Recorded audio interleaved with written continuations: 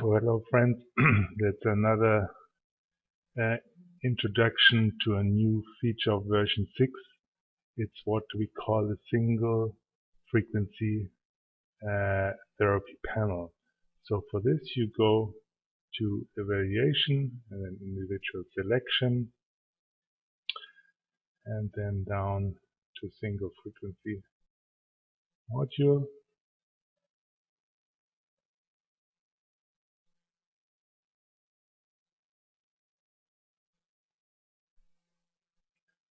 And first it evaluates the field. So now here you have the list that you had in disease-specific frequencies in version 5. It's all organized in a tree, and you can scroll down and there is 1,100 different indications, and you can also search for anything just by putting it up here in the search box and click filter. And this is based on the couple list. That's basically the list that almost all Rife therapists and frequency believers are basing their work on. And you can see here for cold, I have a little bit cold today, so I'll probably use this one. There's cold number 1, 2, 3, 4, 5. How is this possible? Each group has their own frequencies, and that's the problem with this Rife list. It was compiled by a number of different people that didn't know each other. Most of them didn't work with each other. That had all different equipment, all different philosophies, and everybody had different patients. And there were some that were quite unreliable, maybe in what they considered to be a successful treatment or not. But everybody could add those frequencies to the list, and this was created over 30, 40, 50 years. Now we end up with, for example, even for a cold, 5 lists, and each list here, this one has 125 hertz, 400, 440, 555, 52 hertz. The next one has 1110 and 330, totally unrelated, and so on. Thank you. And don't show this message again, please. So now here we have even cold flu and cold in head and chest. And so what shall we do? Well, if you have no core system, you have no choice but just to guess. And I'm giving you also this as a reminder that what we have in this whole philosophy of frequency therapy is, to me, allopathic energy therapy. Because what use is it that somebody 20 years ago found that, for example, for a cold 1110 hertz was working? How much worse is it now, 10 years, 20 years later, in a different culture, different people, different symptoms of a cold, and still we, or many people, consider this almost like a Bible, like a dogma. So I get all these questions. Well, we got your system and we saw in cold there is 1110, but we don't find this specific frequency in, for example, Hulda Clark or in Nina Silver's book. How is this possible? And simply because everybody compiled different repertories and had different experiences, they did not work together. And so I think this is highly questionable.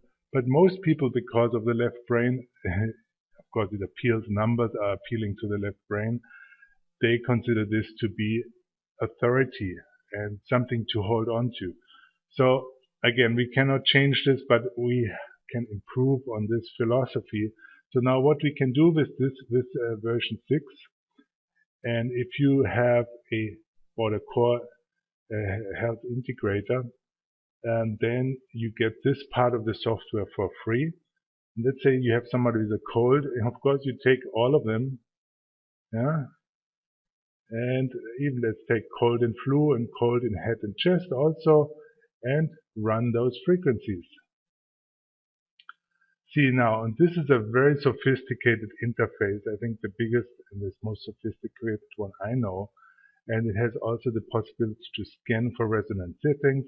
So here it found that it should use the sine wave, and because we have only the sound card installed, means that's the part, the most basic way to create frequencies. Everybody has this in their computer. This is selected. If you have bought previously the arbitrary wave generator, you can go up to 2 megahertz. And now we always sell the new one, which is another one which goes up to 12 megahertz. You can run this in a single channel or 2-channel version. But again, with all the philosophy of the catalyst and Rife-Therapy, it's always about one frequency. Why one frequency? Makes really no sense. We have 2 eyes, 2 ears, 2 halves of the brain. Why would we use only one frequency at one time? There's no way that you can create the delay, the stereo effect, all those amazing possibilities of the human sensibility with one frequency.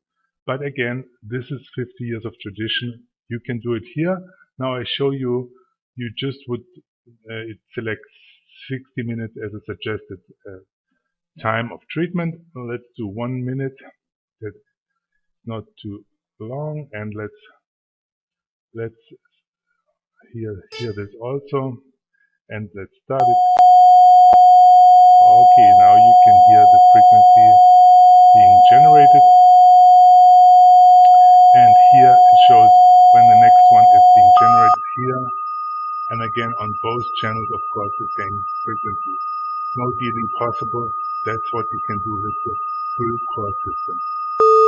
Okay, now let's understand one more thing that I'm also always questions about. How about the waveform? Yes, waveform, sine, square, triangle, sawtooth. What's the use of triangle? What's the use of sawtooth? I don't know. Really, I don't know. And I doubt anyone knows. This were just the results of people having frequency generators, and they all allowed this kind of frequencies. And so some people made a philosophy about what frequency, what waveform to use. But I doubt, and I don't know any research that shows that one frequency waveform would be better than the other. This is the only exception, that if you know you want to give only one frequency, then the sine wave is better. If you want to have all its higher harmonics, you use the square wave. That's the only difference.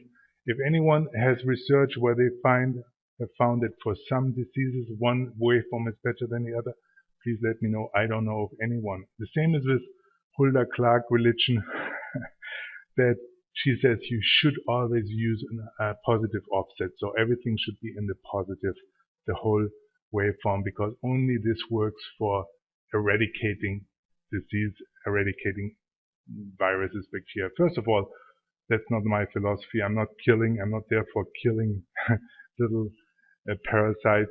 I don't think this is the way to healing. And second, I have not seen any research that shows that positive offset is the way to get anything done better than with regular plus minus, because plus minus is really the DLE function. It's the function of all our life, of sound and so on. So I left this out of this version 6. We had it in version 5. If anyone has research and anyone says I need this, okay, we'll put it in, but show me where there is any evidence that it's better. So, okay, lots said. So